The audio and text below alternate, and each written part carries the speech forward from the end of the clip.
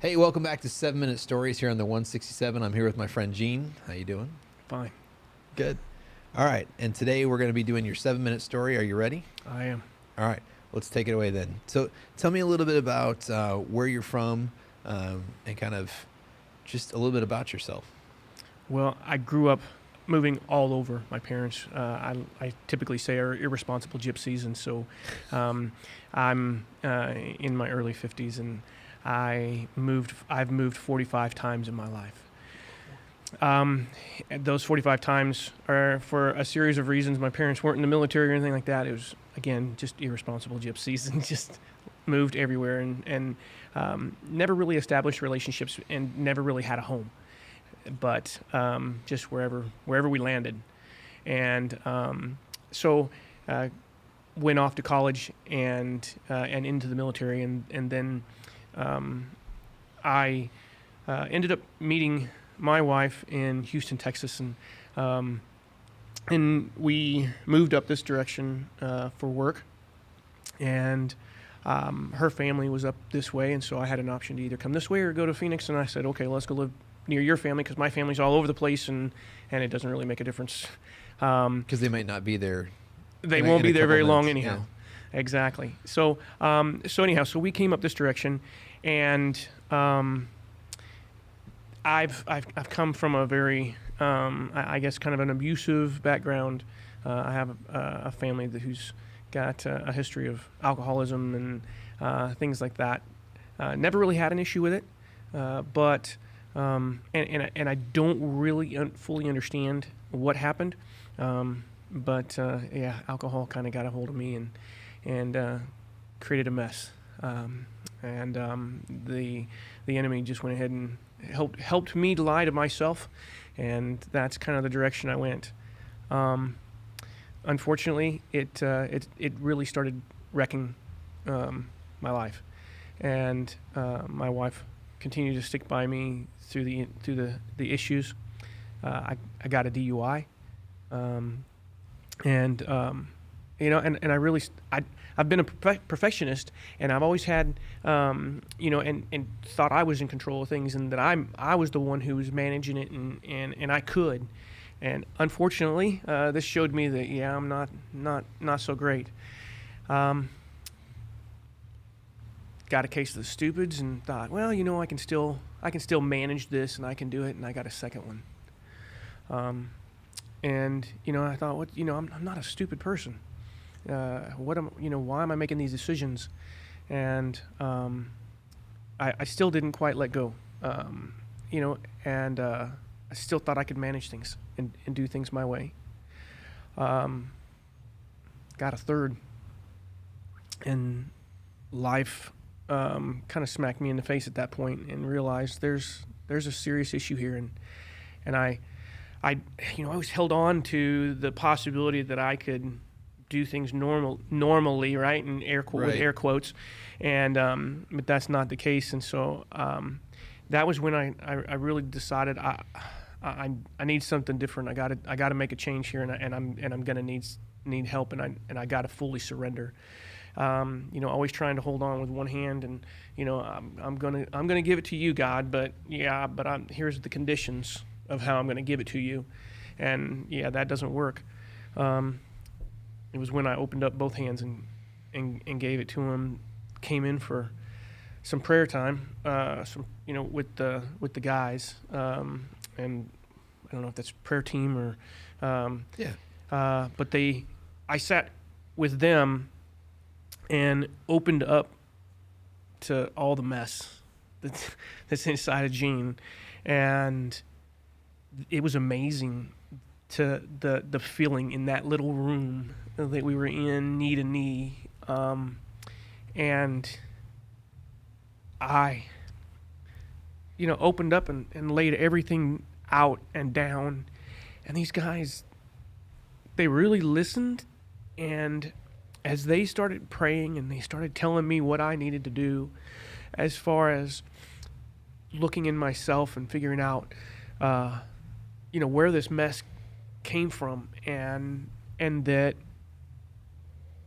I made a mistake, but I'm not a mistake. That I'm in the middle of a mess, but you know, in spite of that mess, that's where God meets a lot of people, and I laid things down at that point, and I really took it's like taking that stand, putting on the armor of God and taking that stand against the devil,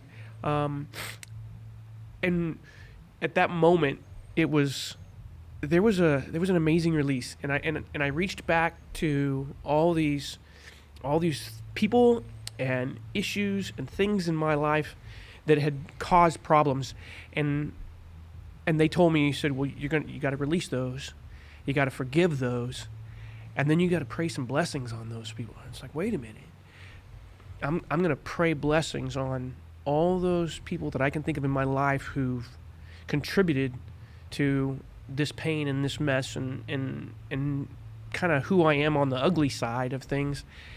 And it's the first time I ever done anything like that, and it was amazing how freeing that was. It was like I could breathe for the first time. I walked in there with this incredible weight on my shoulders, and I walked out of there without that weight. And I've gone now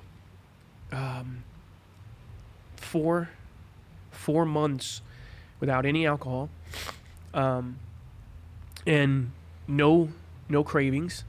And every time I see it, all I can think of is, you're the enemy. You destroyed my life. You helped me destroy my life, and it's gone. And I've tried to figure out, why am I not struggling with this like I did before? Why am I not having those thoughts of, okay, I can just do it this way, or maybe I can do it that way. I can have it here. Maybe only this amount. No, I don't know. It's the first time that I've ever felt that it was just completely gone, and and that's the only thing I can explain it with, is that time that I spent with those men in that room, and then after that, it wasn't just like, hey, we're going to pray with you and that's it. I've gotten texts from them, calls from them, invitations to go meet Saturday morning for coffee, and so those things just contributed to that feeling of we've got your back, and I don't know, it's different. It's a different feeling from any time before. It's that whole freedom. Yeah. A whole freedom. And I feel like that's, I don't know, I feel like the enemy's frustrated because he knows that this was an opportunity to wreck Gene's life. And I felt like I was a good person, right? A good person, and I could, and I loved people, and I would help people, and I would, and I had a good family. My kids were doing well, and everything from the outside. If you looked in, hey, they fostered, they being us, we fostered. Our kids are well behaved and doing well in school, and I had a good job, and I'm doing well and financially okay, and but yet this was something where it's just chopping me down, and and I was thinking the other day about, it's kind of funny, I was looking in the yard and I saw the dandelions in the yard, and if you want to have a nice green yard, you don't want those stinking dandelions in there, and I'm looking at that. And I started thinking about these weeds, and I'm like, this alcohol and this problem in my life was like this weed here, and so you've got that little seed ball at the top, right? That seed head, that blow ball, or whatever they call it, and if you just ignore it, if you ignore that problem in your life, so that's that sin, right? That's that sin problem, and this alcohol is a sin problem I got in my life. If I ignore that ball, this weed, eventually those seeds are going to blow and they're going to plant and I'm going to have more of this garbage in my yard. I'm going to have more of this garbage in my life, right? If I get angry with it and I go over there and I smack that thing or I cut it off, I'm going to have more of this garbage. I'm going to have more of this stuff in my yard. If I go over and I pick it up and I'm all excited, like the kids do, and they blow on it and play with it, if I play with this garbage that's in my life, then I'm going to have this garbage in my life. And I thought, it's when I get down to the root of the problem, like I did in that room. I get down to the root of the problem and I get it from there and I completely get rid of that. And I do it the right way. Satan used words, scripture, right? Twisted scripture, Right. against Jesus, and Jesus used it the right way to get rid of it. Well, if you go the right way to get rid of that weed, I was like, then you get rid of the weed and you got this nice green lawn. And so I thought, so I can't ignore it. I can't play with it. I can't get angry with it. I just got to approach it the right way, with a straight head and doing it with the right stuff. Pull it up by the root. Pull it up by the root. Well, thanks for sharing that, man. I think that's going to inspire other people to do the same thing. And I love that you're getting freedom. And I just love what Jesus is doing in your life, man. Thanks for coming on the show and telling us. Thank you for having me. All right. We'll see you guys here next time on 7 Minute Stories.